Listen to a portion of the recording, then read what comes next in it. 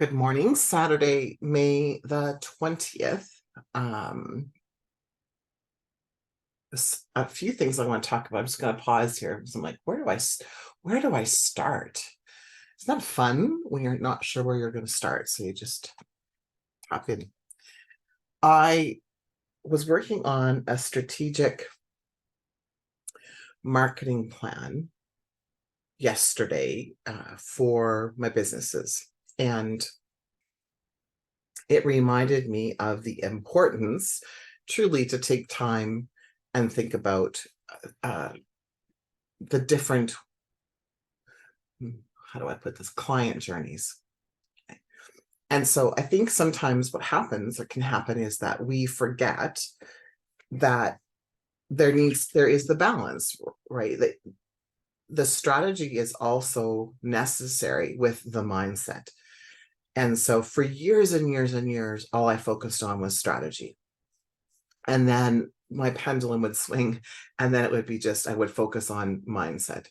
And there is that balance of both, right? There's the balance of, where is my conditioning at? So even deeper than mindset, because we can have a positive attitude and still have conditioning.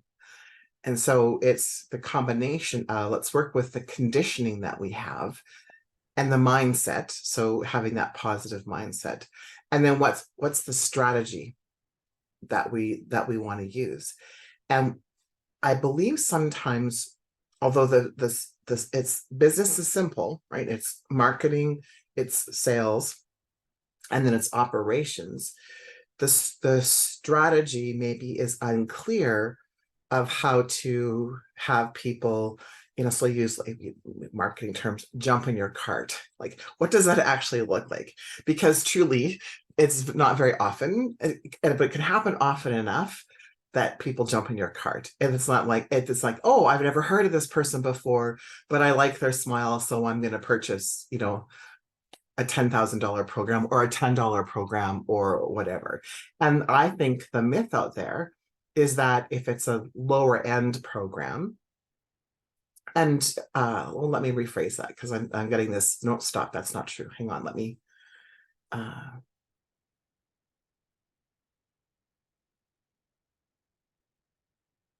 okay, thank you.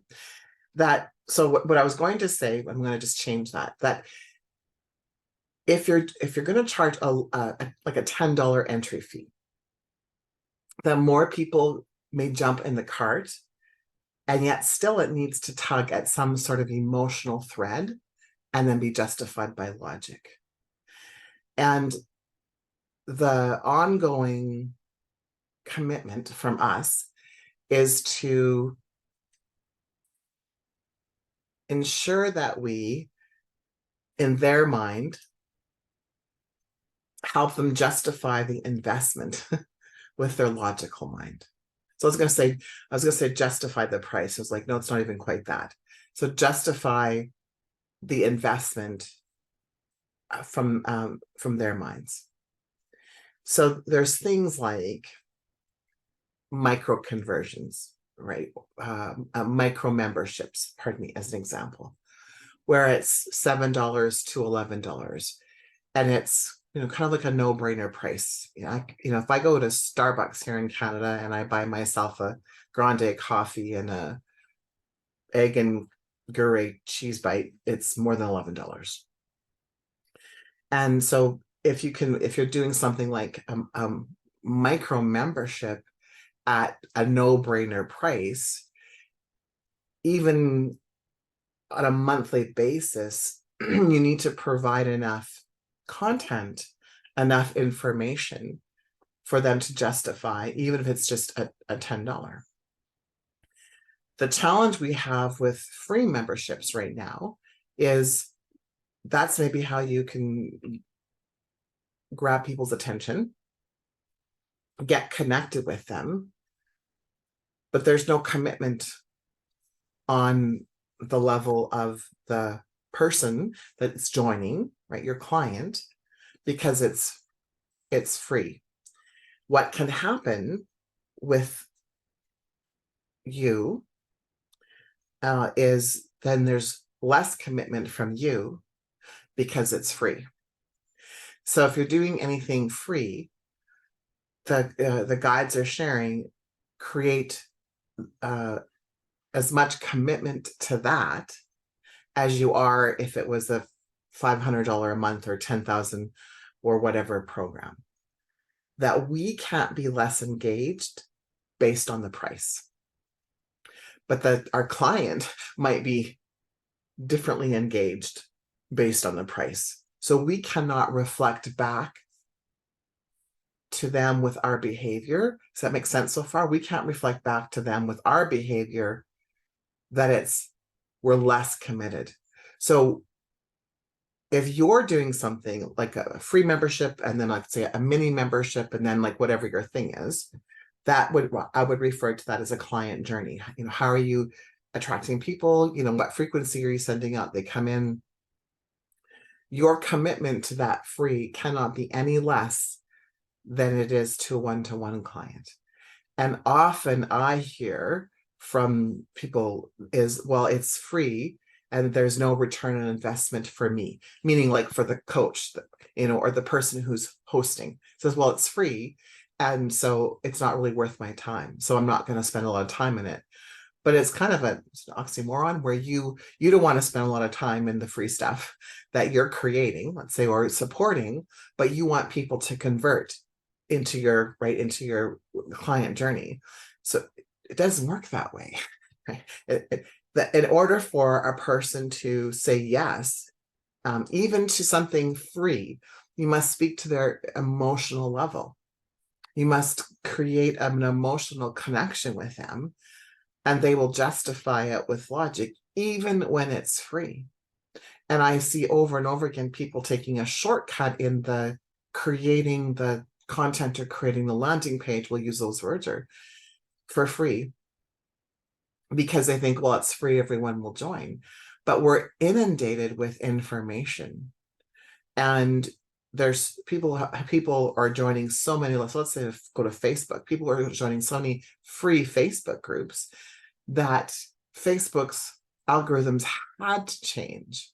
They had to change. I mean, if you go look at how many groups you belong to, like I did this the other day, and I was like, I don't remember joining 3/4 of them, and I never see 3/4 of them because I'm not engaged in them. But there was something about their language. I was like, yeah, I totally want to be a part of that. Now that could be, I like to be part of a community, et cetera, et cetera. However, if the content wasn't engaging enough, then I stopped participating. So I'm part of their group, but I'm not really part of the group.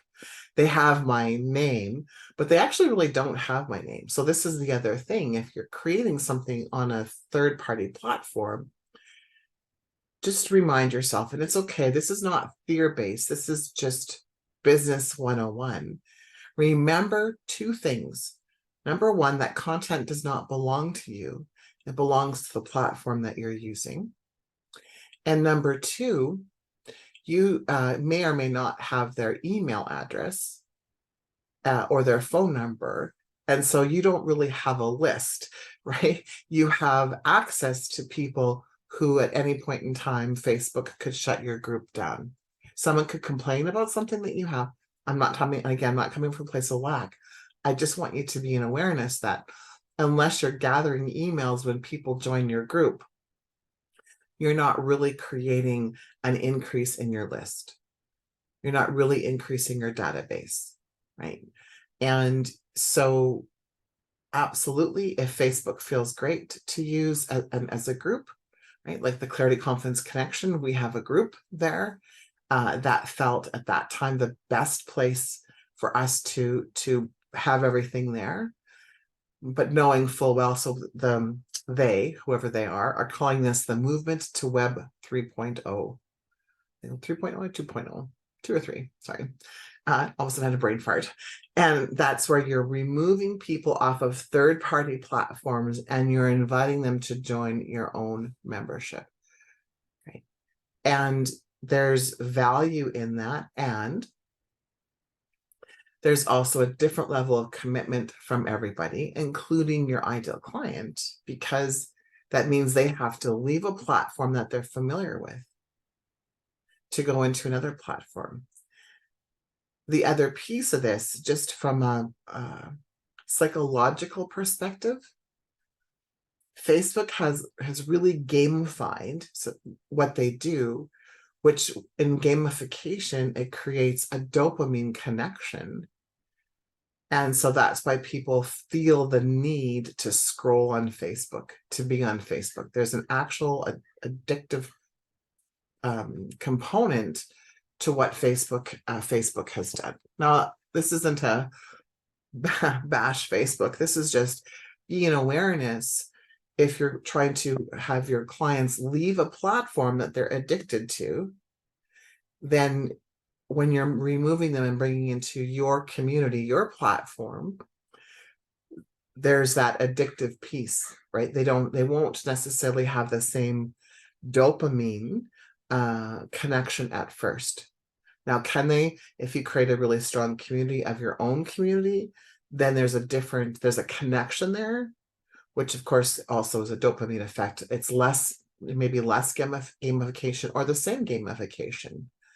Okay. So it will really depend. What I hear often is, people questioning what their return on investment is. Like, why would you, quote unquote, spend time on that? Or I've even heard, well, why would I waste time on that? So if you're feeling like you're wasting time on something, there's an opportunity for you to look at the beliefs and values around that, right? And it could be a waste of time. So that's, again, that's not a judgment. It's just, are you in resistance, or is it really a complete waste of your time? And then that would have me question, what do you mean by waste of time? What does waste of time mean to you? And how is it a waste of time for you?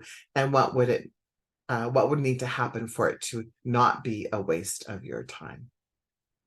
And so some of that may be, what I've heard over and over again about networking is people will say, oh, I don't network because it doesn't work. It's a waste of my time.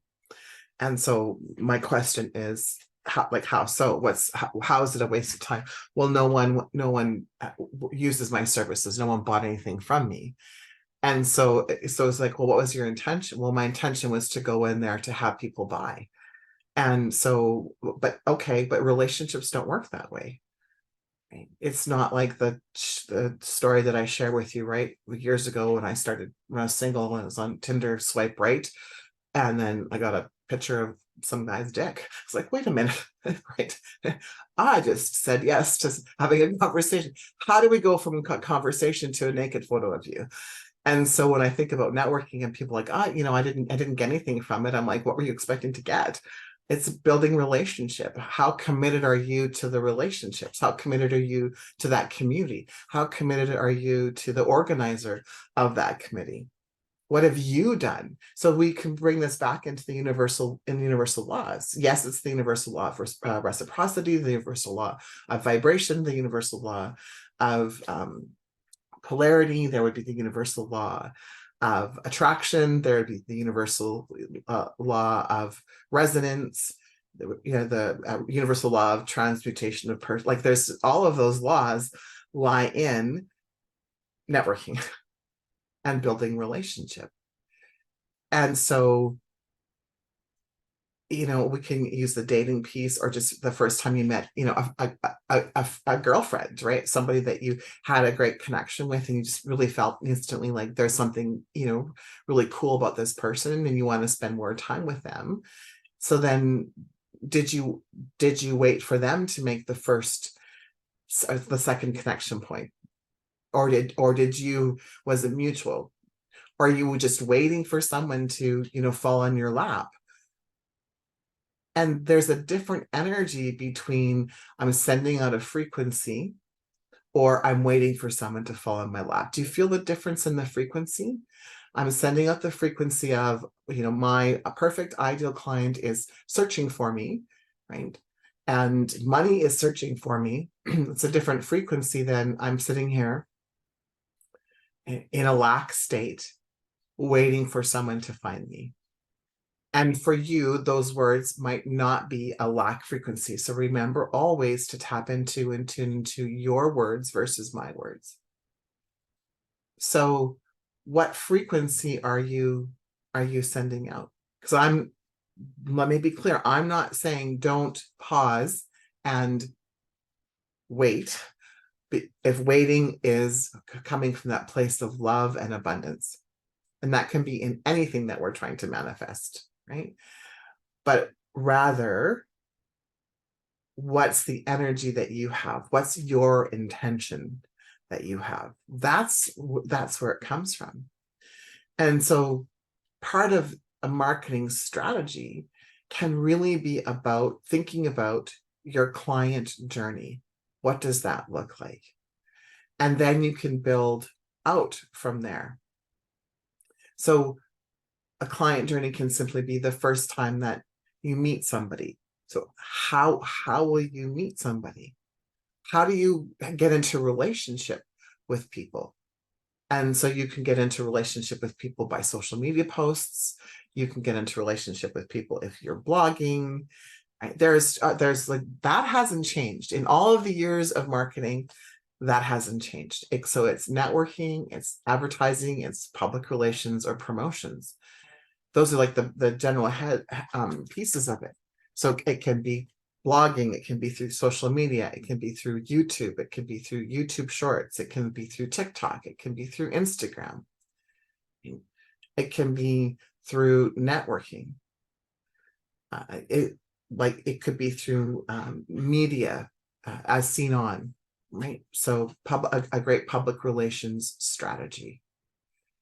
So what referrals, right? What strategies are you playing with, right? Imagining, right? What does that look like for you? And so after someone's been in contact with you, the data suggests that someone needs to see what we're doing, be a part of our brand, right? 15 times before they'll say yes to the next step. And so this is what I refer to as a micro conversion. Yes to the next step. So it's not swipe right and naked photo. It's swipe right and what's the first text and what's the second text and what's the third text and what's the next part of the communication, and is it an in-person? What's the journey? What's the relationship that you're building with this person? So for example, if you have a list and you're doing a newsletter, I would suggest that you're in awareness of, sorry, I was filtering, sorry, stop doing a newsletter. So, and rather than doing a newsletter, think about what content that you want to share. What one thing could you share with your audience that would make their day better in terms of discernment, not in terms of judgment? What one thing can you share with your audience to make it better? Now you can, again, we can take this information that's being provided and apply it to health, apply it to relationships. So like for me, it's like, what's one thing I can do today that would move me towards greater health? Okay.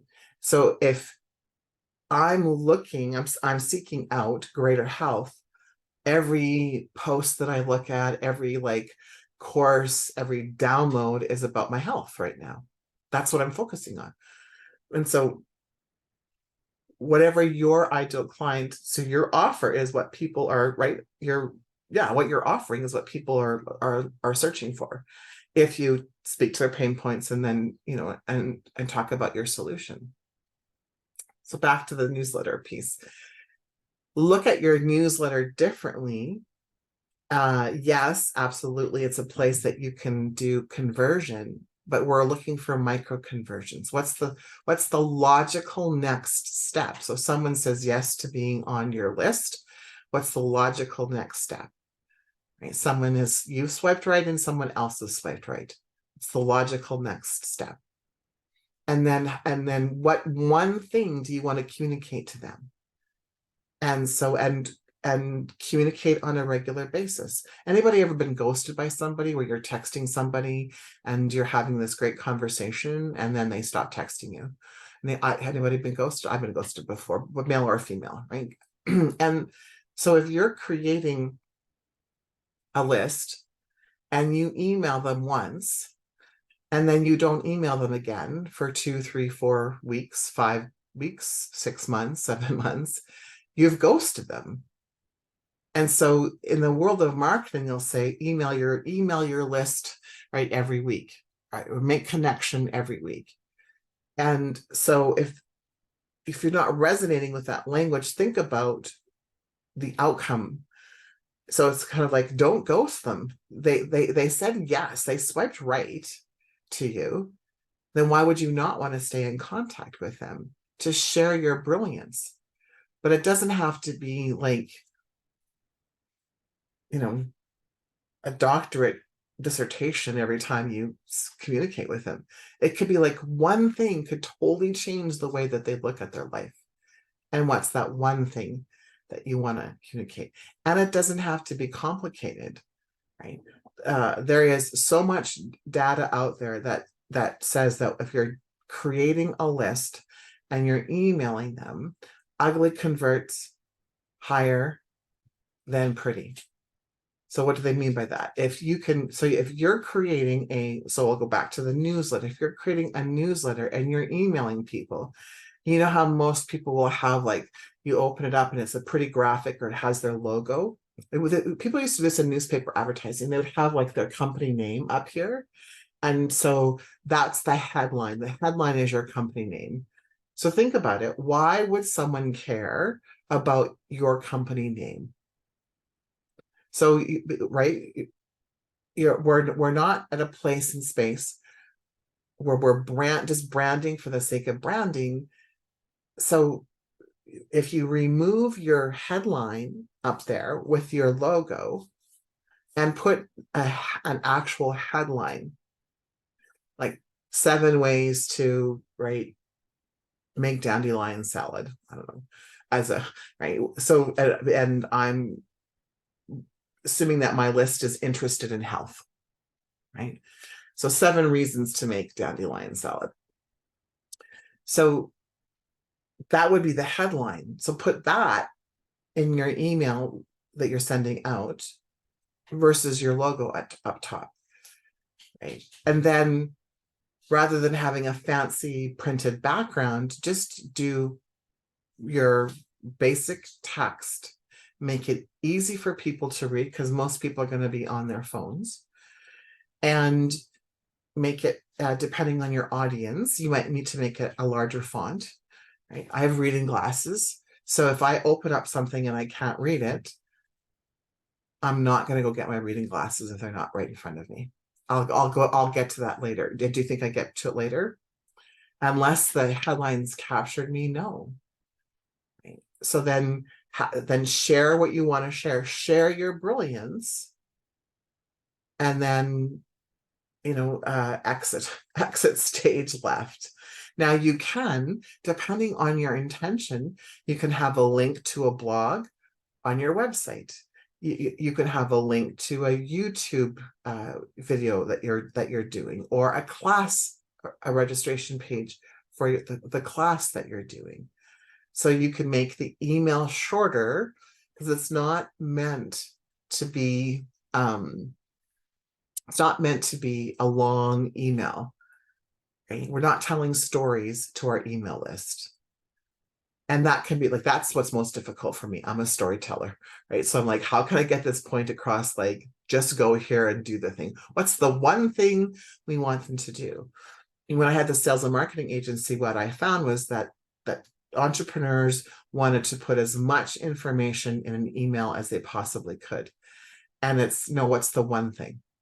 If you're wanting to sell you say to the lady, if you want to sell a bra, let's put the bra in. And in that point, that's when it was important that we put a pretty graphic in there, because we wanted to show them what they were buying, what they could buy.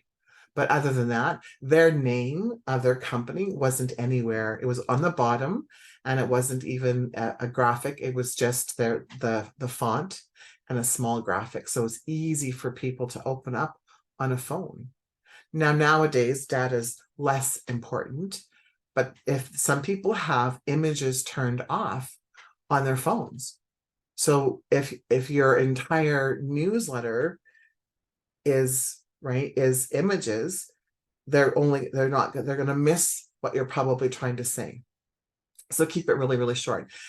I recently resubscribed to Neil Patel, Patel, and he's an online marketer and more, right? And he sends out, so he doesn't send out, I think he's like one email a day, I think. And they're short. Like I can open up my phone and I don't have to scroll. He is just succinct. So he's like, here's the thing that you need to know. You click here and you go to his website. So he's really known for SEO, search engine optimization, right? But he's like, here's the thing, and you go to his website. Here's the thing, you go to his website. I've got this thing, you go to his website. He's driving traffic to his website. And there, then people will spend time. So he's not trying to sell you anything other than, here's a really great piece of content for you, and go to my website. And that's where he tries to sell stuff, right? You go on there, there's a freebie, there's a drop down, there's like, have you done this? Here's like, very, very well done. And so you might want to change the language a bit, right? Of course,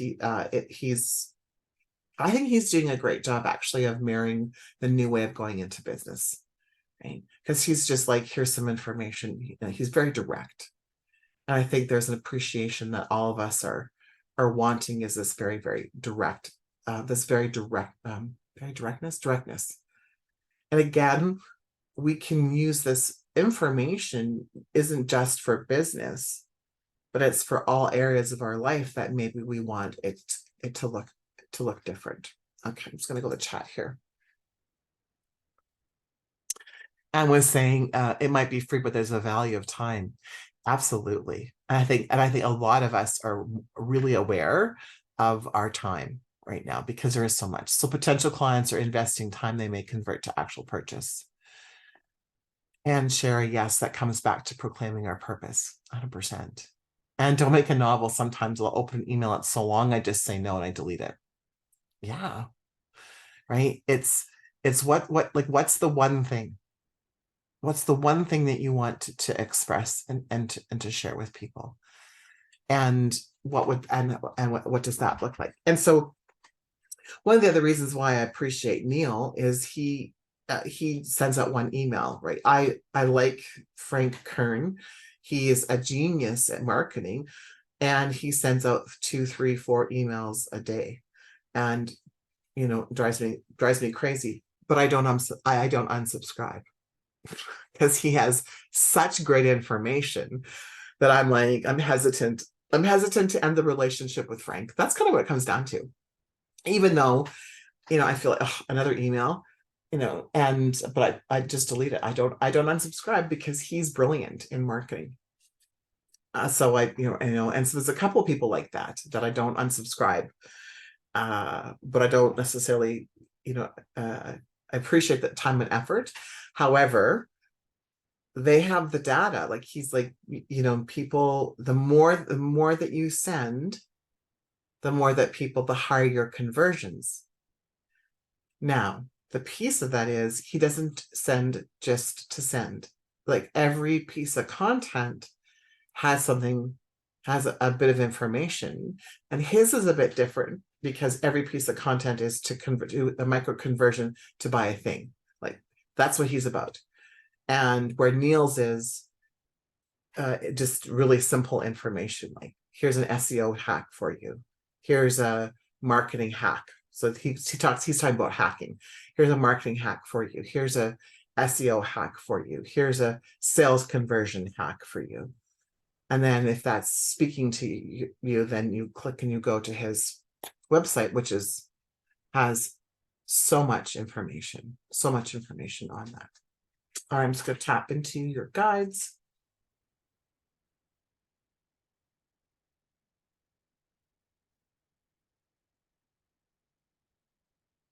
So yes, just a last bit of information. In the process of creating a client journey, somewhere along the way, you will be required to have a conversation. And I want to share with you that the disservice that I think the online world has done is that they've led you to believe that higher end programs, right, your higher end offers, can be converted simply through a conversation online. And up until now, so I'm so open to this, up until now, the data suggests that if it's less than 50 US dollars, you can convert somebody from a Facebook ad or a post. And they'll go through and they'll enter your said sales funnel. And they'll say yes. So have you ever seen it when someone says yes, you say yes to like a $7 or $11 or $27 or $47 thing? You say yes. And then once you say yes, this like, oh, you might also want this and this. And then you'll say yes to one, like more often than not, people say yes to one of those. So there's an offer of 2 extra, like if you want this, you're probably going to want this and this. And then they say yes. And then the next one comes up and they're like, because you said you wanted this and because you said you wanted this, then you're probably going to want this, right? And then you say yes or no. And there might be one more. What did I convert? I bought something the other day, wanted to see. I really like her sales copy, so I wanted to see what she's doing. She had six like offers, right? Yeah, right. Russell Brunson does it all the time. So although we may not appreciate that as feminine, female, soul, SOUL, soulpreneurs, I want to share with you the psychology. They could have bundled that all together and went to sell that to you in the first email, and it would have been a $500 purchase, and you would have said no. Because psychologically, it's difficult to say yes online without a sales conversation of a $500 product. But it's simple, especially now with inflation. It's simple saying yes to a $47 product. And then right, because you're reading, and then you see, you naturally will, your brain will make the connection as to why you need that step, and then the next step, and the next step. So what they're doing is they're solving a problem, right? You have a problem, and I'm going to sell you the solution, and it's $47. Then they know that once that problem is solved, there will be a new problem. And so they're anticipating that you're going to have that problem as well, because they've done so much research. Thanks, Kim. Because they've done so much research. So they've anticipated that once you solve this problem, you're going to have another problem. And so that's what they're selling you, is the next problem that you may or may not even know that you have. And then when you solve that problem and you go to the next page, they're anticipating that a new problem will come up, and they're going to solve that for you. Now, the language is icky. I never appreciate the language, because it's that old patriarchal, buy this or you suck. I mean, that's how I feel. That could be in my own personal pile of shit, by the way. So I just don't resonate with the language. So what I do is ignore the language, and I tap into, is this, so I don't even allow my logical brain to make the decision as to whether or not I'm going to need what they're selling, like each level, but rather I tap into my intuition. And does my business need this? Is my business calling for this thing? Right? And then is my business calling for this thing? And then is my business calling for this thing? And so I can tap into that and allow my intuition, my connection to God's source energy, to make the decision. So I'm not making the decision based on how they may or may not make me. I'm air quoting that because I believe I have choices on how I feel, right? But I will use the make me feel language. And so you can do the same thing. So it's like, so I guess you're being, what's the word? English, please. Suggested? No. Okay, I can, yeah. Suggested, well, I'll use the word suggested. They're suggesting that you don't throw the baby out with the bathwater because you don't maybe like the language of it, but look at the process of it. Look at the system of it. Look at the psychology of it. And what parts of that intuitively, so connecting into God source energy, would work with your business. What part of that would work with your business? And the only other illusion to be aware of is that when you create the funnel, let's say they're the strategy or the funnel, inspired action must take place as well. So you can create all of this amazing content, and if you don't drive people to it, like, right, encourage, put the frequency. So I'll use our language, have the frequency of I'm open for business.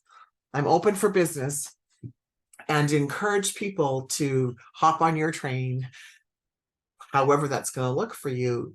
The end result is not what you will want. So it's, yes, we can create it, and then there's the next step after that, right? And that's the combination of inspired action, having the strategy, and deconditioning. Because if you're reluctant or resistant in sharing your message, it might be a value, like a value and worthiness piece. There's some sort of conditioning. There's something that you're afraid of. And so then you're being asked to take a look at what you're afraid of and work through that, right? It's like when, again, it's funny I'm using dating apps as an example today. So in Tinder, it used to be, I haven't been in Tinder since Rob, because that's where I met Rob, but in Tinder, it used to be years ago, right? You swipe right, someone else swipes right. And on Bumble, how that works is that the female is shown all of the males, and she has to swipe right before her profile will go to someone's, right? So she has to swipe. So the woman has to make the first initial step. She has to take the first initial step, because one of the complaints from women on Tinder was they swiped right and then they were getting, well, probably getting dick pics, and that's why the people never thought of that. It's like, that's probably why someone created Bumble, right? Unsolicited, too many unsolicited dick pics for women. And so, right, so again, it's being clear about what your offer is and how you want to stay in connection and build relationship with people. So I guess it's like, A, don't send a dick pic right away, and B, don't ghost people, right? When you're building a funnel, building this relationship, don't ghost people. How can you stay in contact with people? And don't email for the, so in email marketing, don't email for the sake of emailing, but what juicy nugget, what type of information, what's one piece that you can share with someone that if they took action on it, it would make a difference. Because it's not just about, oh, I have a great email strategy, I email every week. It's not about that. It's not about that. All right, everyone. Thank you so much. Mwah. Big hugs to all of you. I'll see you tomorrow. Bye.